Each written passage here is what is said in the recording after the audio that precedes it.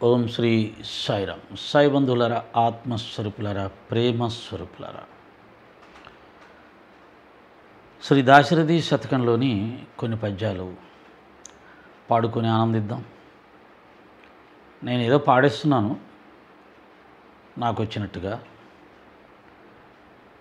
కానీ అదృష్టం ఏంటంటే మీరెంతో దయతో నాలాంటి వాడు పాడిన పద్యాలను కూడా చక్కగా విని ఆనందిస్తున్నారు. ఆశ్చర్యమే. శ్రీరామ దాశరథి శతకంలోని పద్యాలను ఈ రోజుల్లో కూడా ఒక 100 మందో 200 మందో చూస్తున్నారంటే ఇది చాలా అద్భుతం, ఆశ్చర్యం, ఆనందం. పద్యాలని భక్తిని ఆస్వాదించే మీలాంటి వాళ్ళు ఉన్నంత వరకు ఆ పద్యాలకు, అందులోని మాధుర్యానికి కాలం గడిచే కొద్దీ కూడా ఇంకా ఆదరణ పెరుగుతుందని ఆశిద్దాం.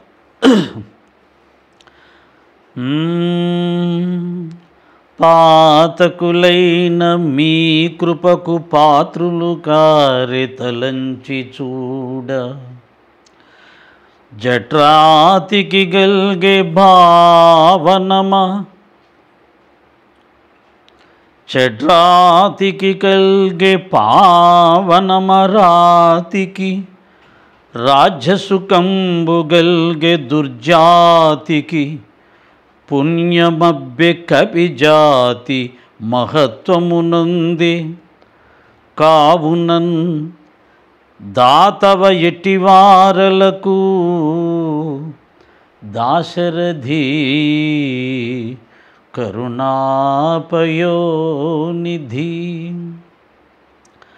పాతకులైన మీ కృపకు పాత్రులు కారే తలచి చూడ. పాపాత్ములైనా కానీ మీ కృపకు పాత్రులయ్యారు, మీ అనుగ్రహానికి పాత్రులయ్యారు పాపాత్ములు కూడా. అది ఎలాగంటే, జడ్రాతికి గల్గే పావనమ రాతికి, ఒక రాతి, జడ పదార్థమైనటువంటి ఒక రాతికి కూడా పవిత్రమైపోయింది, అహల్యగా మారిపోయింది. ఎంత ఆశ్చర్యం!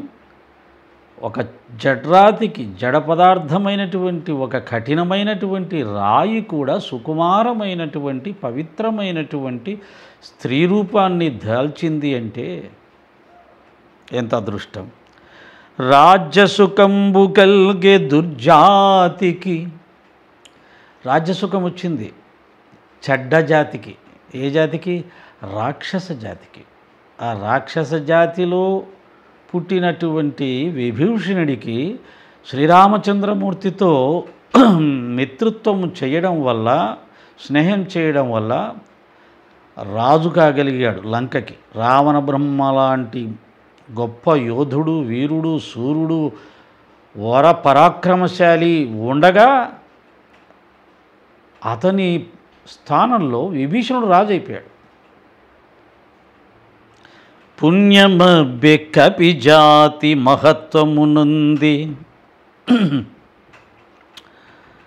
కపిజాతి, వానర జాతికి పుణ్యమబ్బింది, ఎంతో పుణ్యం వచ్చేసింది దానికి. వానర జాతికి కోతులను చూస్తే నమస్కారం పెడతాం ఆంజనేయ స్వామి అని చెప్పి. కాబట్టి వానర జాతికి నీ కారణంగా పుణ్యం వచ్చేసింది. అంతేకాదు ఆ జాతే గొప్ప జాతిగా, మహత్వము కలిగిన జాతిగా గుర్తించబడుతుంది.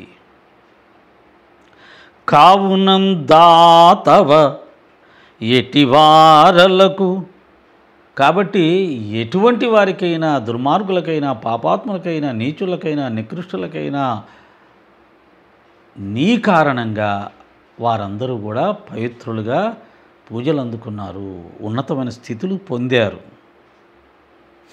దాశరథి కరుణాపయోనిధి, దాసిన చుట్టమా శబరి, దాని దయామతి నేలినావు, నీ దాసుని దాసుడా గుహుడు, తావక దాస్యమొసంగినావు, నే చేసిన పాపమో వినుతి చేసిన కావవు కావుమయ్యా, నీ దాసులలోన నేనొకండ దాశరథీ, కరుణాపయోనిధి.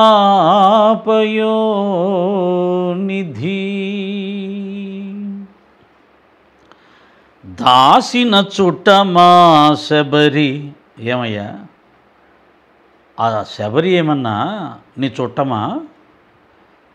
ఆమెను చాలా దయతో పాలించావు, మోక్షాన్ని ప్రసాదించేశావు. నీ దాసునికి దాసుడా గుహుడేమైనా? నీ సేవకుడికి ఏమన్నా తెలిసినవాడా? నీ సేవకుడికి ఏమన్నా సేవకుడా? తావక దాస్యమొసంగినావు, కాదనకుండా నీ సేవ చేసుకునే భాగ్యాన్ని ఇచ్చావు, నీ పాదాలు కడిగే భాగ్యాన్ని ఇచ్చావు.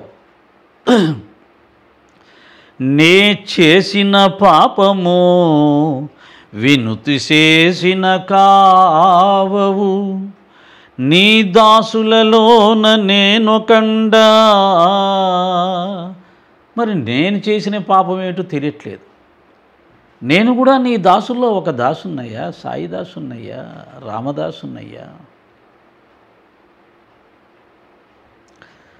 నన్ను కూడా కావవయ్యా, వాళ్ళందరినీ కాచినట్టే నన్ను కూడా కాచవయ్యా, అనుగ్రహించవయ్యా, సద్బుద్ధిని ఇవ్వవయ్యా, వైరాగ్యాన్ని ఇవ్వవయ్యా, సమభావాన్ని ఇవ్వవయ్యా, అహంకారాన్ని తొలగించవయ్యా, శుద్ధ భక్తి, నిర్మల భక్తి, నిశ్చల భక్తిని అనుగ్రహించవయ్యా అని దాశరథి శతకకారుడు రామభద్రుణ్ణి ప్రార్థిస్తున్నాడు. ఇలా ఎన్నో రకాలుగా ప్రార్థించగా అప్పుడు మన మనసు పూర్తిగా మెత్తబడుతుంది, పూర్తిగా పవిత్రమవుతుంది. మనసు ఎప్పుడైతే మెత్తబడుతుందో, అహంకారం తొలుగుతుందో, పవిత్రమవుతుందో, దానంతటికి అదే భగవద్ అనుగ్రహం లోపటి నుంచి మనని కమ్మేస్తుంది.